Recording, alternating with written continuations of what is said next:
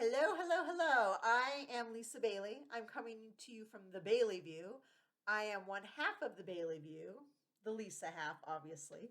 And I'm going to talk to you a little bit about why I think this work is important and what I'm hoping you can come away with from all of this. Um, First of all, I did not grow up in a diverse universe, although I had visited one a few times. I was lucky enough to have gone to New York, San Francisco, Seattle um, as a kid. But I grew up at the foot of the Rockies, little teeny town of Montana, where everybody looked just like this.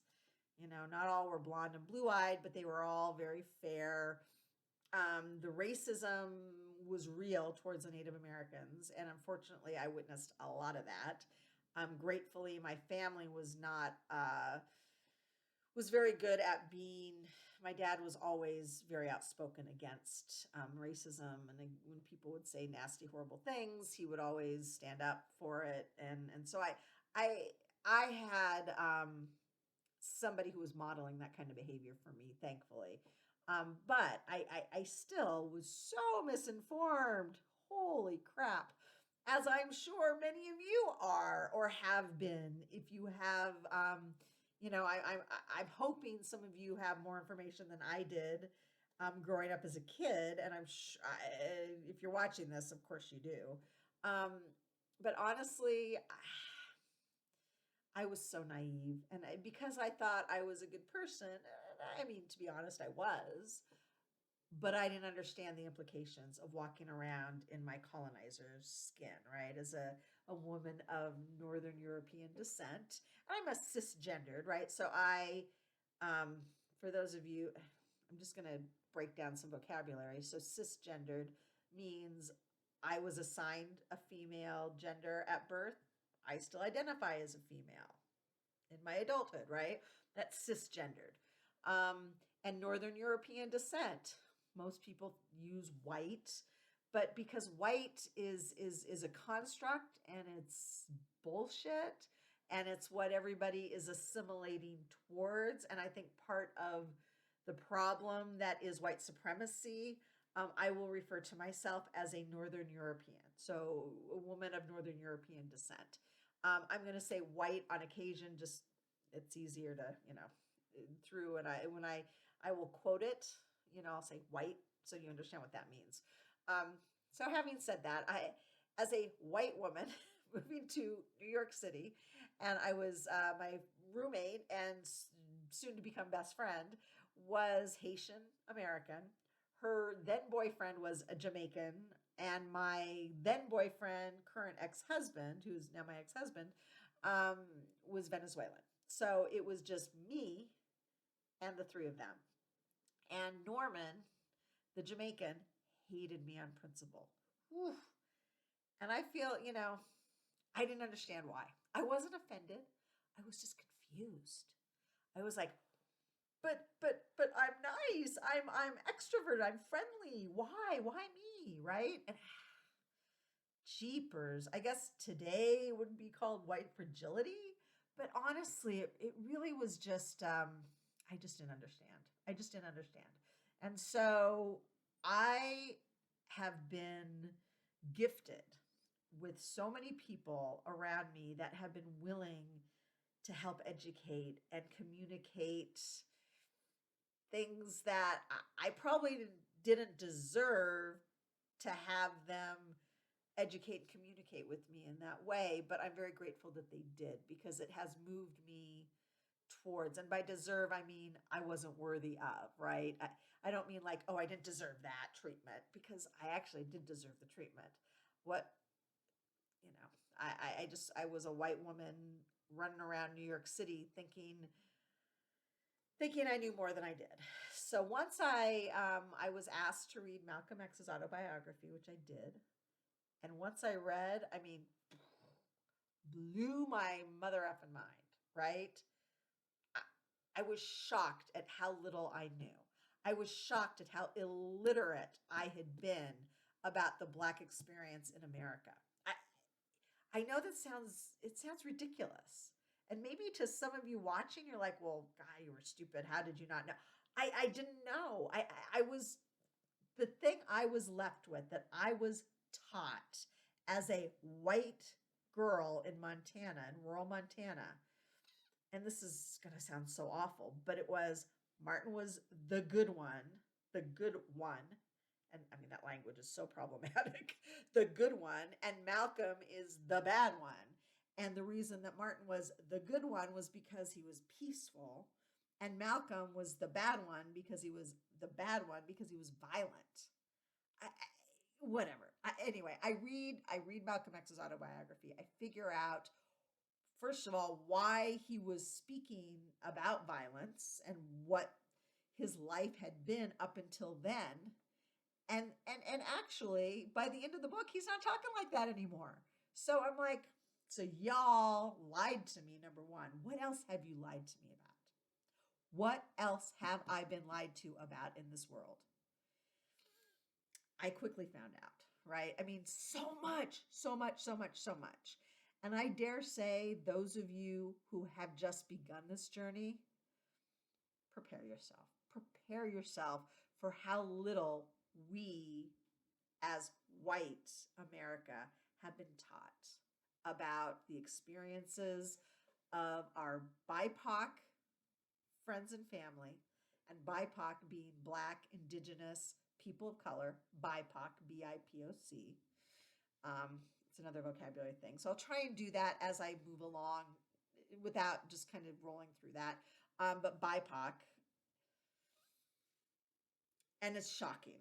It's downright, it's just downright negligent, right? It's like having a puzzle that you're trying to put together, and it's this beautiful, beautiful scene, landscape puzzle, and yet you have the wrong pieces. So you're never going to be able to make that puzzle work. You're never going to be able to see that full landscape because you either have missing pieces or you have the wrong pieces. And that is what has happened to white America. We have got the wrong pieces. So those of us that have done the hard work to find those pieces that belong with that puzzle, we are in for a treat because it's a beautiful tapestry. It's a beautiful landscape. The diverse universe really is where I feel the most comfortable. It's where I feel I can be myself. And for a lot of us who grew up Northern European, white in America, we're not allowed to talk about race. We're not, because if you're talking about race, then you must be a racist, right? That's how it was. That's your granddaddy's racism.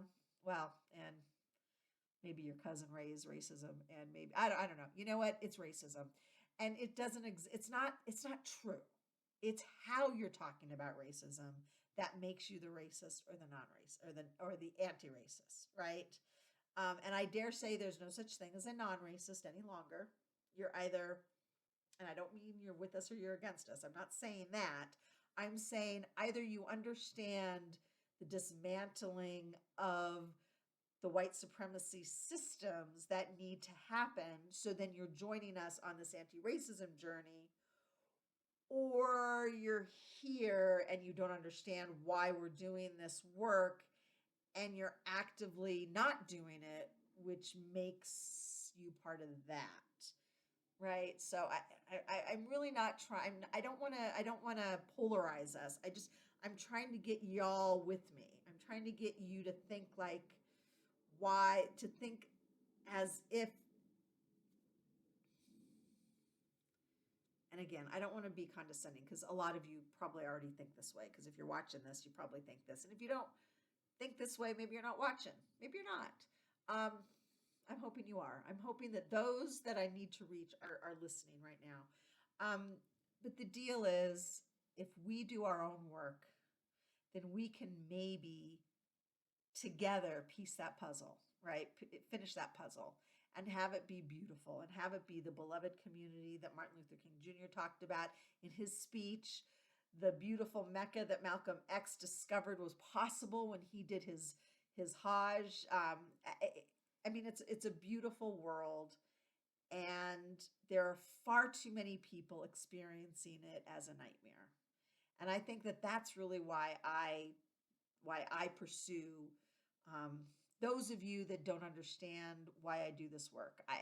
why I'm trying to reach out to y'all, because I truly believe it's a much more beautiful world than so many of our fellow citizens experience it as. And I think, I'm going to break some of that down for you. We'll have some some time when we talk about redlining and the GI Bill, and we'll talk about the George Floyds and the Breonna Taylors and the Trayvon Martins, and why Black Lives Matter um, rocks and is important, and the movement for Black Lives, why it is essential that they're doing this work, and that I'm supporting, and it's actually work for all of us. It's not just work for Black Lives, and I think that's what I want to say. It's not just Black Lives Matter isn't just because Black Lives Matter.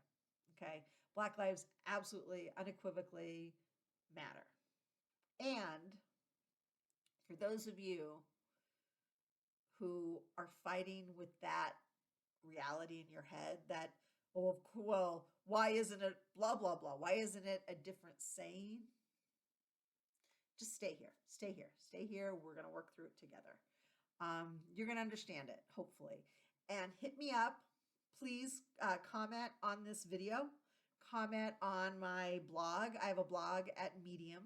Look up Lisa Bailey on Medium. I think it's medium.org or so. Anyway, I can give you the thing. But look me up, and let's keep this conversation going. Okay, let's keep moving forward. Let's keep figuring out how to be better ancestors, how to be better for our citizens, our BIPOC citizens, and of the world. And I'm not saying citizens as in of this country. I'm not a big nationalist person.